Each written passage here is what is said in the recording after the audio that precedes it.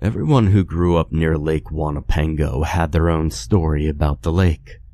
Some were your traditional and expected fish stories, and some dealt with summer love and improprieties, and others were tragic tales of misadventure. And then there were the other stories, one that spoke of great loss, the kind that does not stop when the sufferer passes on. Lake Wonapango held deep, dark secrets in its sandy bed, and sometimes those secrets floated to the surface. I remember well the night I myself came face to face with one of those secrets, and all my years of trying to forget have done nothing but burn it more firmly into my thoughts. I was never the fishing type. While it was the most common pastime for those who lived around the lake, it was just never my thing. I did not have the patience or the appetite for the long hours spent catching the local fare. It seemed wasteful to haul them up and to toss them back in, but still, like most folks around the lake, I had my boat. It was little more than a rowboat. It had a tiny outboard motor strapped to it, but I rarely used it. You see, I took the boat out not for fishing or swimming, but just to enjoy the water. I always went out at night, and the growl of the motor seemed overwhelming in the otherwise peaceful setting. So I used it as a chance to get a good workout in, rowing along to a few of the calm, quiet spots I knew of. The night in question was one of those nights hanging in between spring and summer. The air carried the thick humidity of summer, but still settled on the cool side of warm. It was heavy with the hopes and aspirations of summer. The crickets, frogs, and cicadas had all started their raucous chorus. So, I would say it was anything but quiet out there. But out on the water, it was still peaceful. There's something about Lake Wonapango that just feels right when the critters are singing out of key. There were 2 empty bottles in the bottom of my boat, and I was leaned back against the edge, the lake water gently rocking me back and forth. The sky stretched out like an endless canvas above me, inky darkness pierced by diamond light. The moon was full, glowing warmly down on the scene. Now I know that this memory is colored by nostalgia, cast glorious in contrast to the events that were to come, but I don't know if I could imagine something better and more peaceful than that evening. And maybe that's why it had gone so wrong.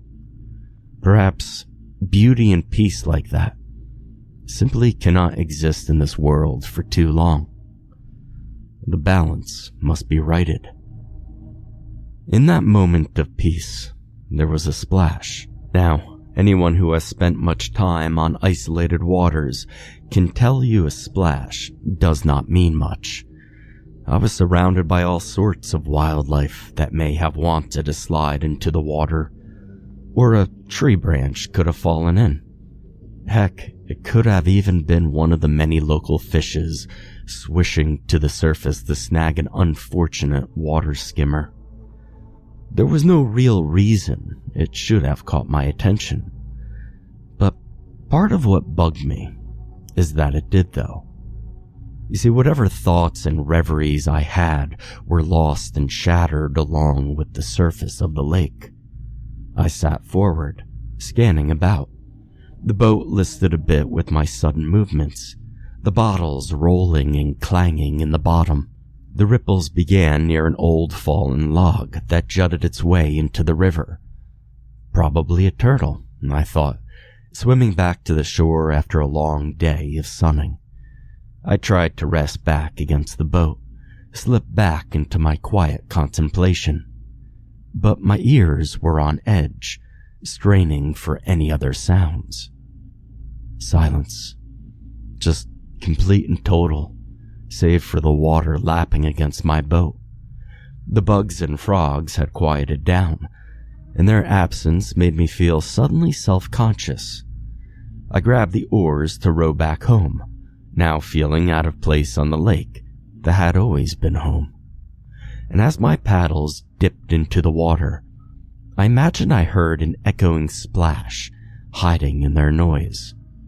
It was paranoia, I told myself, or an echo from the banks, but still my ears strained. I finally paused mid-stroke, the oars lying limp in the water, and heard another splash followed behind me. I spun around and watched as something broke the surface of the water. It was an arm, long and pale in the moonlight. I felt frozen to the spot, watching as the other arm rose and fell, gentle strokes pulling whoever it was steadily closer. I watched the faded shadow glide beneath the water, the feet arcing into the air and pushing it downward just before it reached my boat. Now, people did swim in Lake Wonapango, so I assumed I must have surprised the sunbather or skinny dipper with my evening sail. And I wondered who it was, since they had obviously made towards my boat and darted away to avoid detection. My mind wandered into a couple particular townsfolk I would not mind stumbling upon skinny dipping, but before the thoughts could get too far, something bumped the bottom of the boat. I was alert, and I scanned the water, assuming it must be someone playing a joke on me after disturbing them. I was not too thrilled about the potential baptism I might endure if they took it too far. My goal was relaxation, not swimming in the murky water. I watched for them, trying to see when they would surface, but no one showed up. Now that second bump, well, that was much louder. It sent me careening into the side and almost overboard. It was no longer a funny joke, and I grabbed the paddles again. They could spend all evening in the dark depths of Lake Wonapango if that's what they wanted to do, but I was going to go home and put an end to the long day. The paddle in my left hand barely moved in the water before something latched onto it, ripping it from my hands. Wood splintered as it came free, disappearing into the water behind a trailing white arm. I watched it rocket to the bottom until I lost it in the shadows. I admit, I was cursing up a good storm out there on my boat. Down to one oar, it was going to take me a while to get myself home. This joke, well, it wasn't funny any longer. I took my remaining paddle and prepared for the long journey home. And only then a hand appeared over the side of the boat. The fingers were long, pale, and greenish in the light. I assumed it was the reflection of the moon on the water or something, but now I'm not so sure. One thing I did note as weird was the webbing between the fingers and the long, tapering fingernails. You see, that hand was attached to a long, slender arm. Suddenly, a face broke the surface of the water. It was mostly human, but just not quite right. The eyes were too round, not the right oval shape. They also stretched a bit too big and had an unusual sheen to them. The lips were wide and flat, curled into a suggestion of a smile. Overall, the face was somewhat flattened, but she blinked those big shining eyes at me, and I was caught. Her hand, a bit slimy, very cold, trailed along mine, winding up my arm. I felt myself leaning towards her, enraptured at the unnatural beauty. Her hair lay in wet ringlets along her body, and it was clear she was completely naked below the water. I could not tell you what else was going on in the world around me then, because my entire being was consumed with devouring her presence. It was as if I'd never experienced human connection until that point. Her lips slipped into an alluring smile, an unspoken invitation to come closer.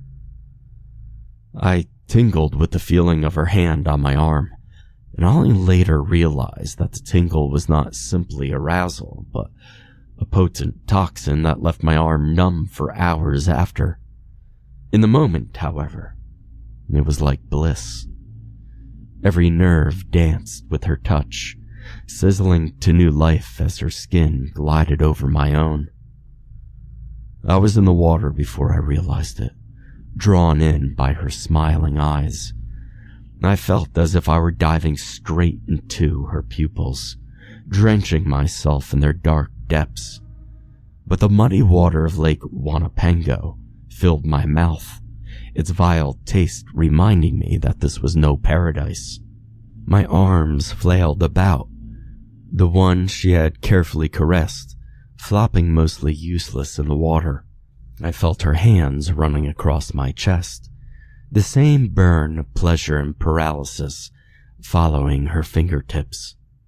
Now you would think I would have been able to realize the danger I was in with this mystery creature, but I felt no threat from her.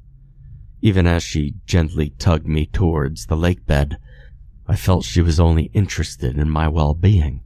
She could have held me underwater and watched me drown as long as her eyes held mine. But no, it was not the awareness of her perilousness, but the long-forgotten admonitions of my parents. You see, you never go swimming if you've been drinking.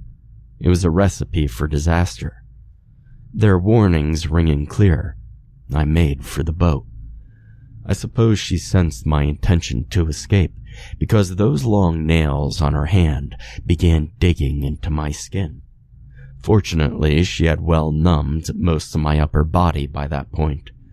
I managed to flop into the boat, my vision going blurry around the edges, and eventually, the moon was the only thing left. That and some thunderous pounding against the sides of my boat.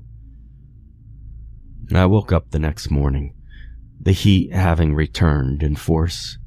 My chest was sticky with blood, my head pounded, and my arms felt like they were filled with sand.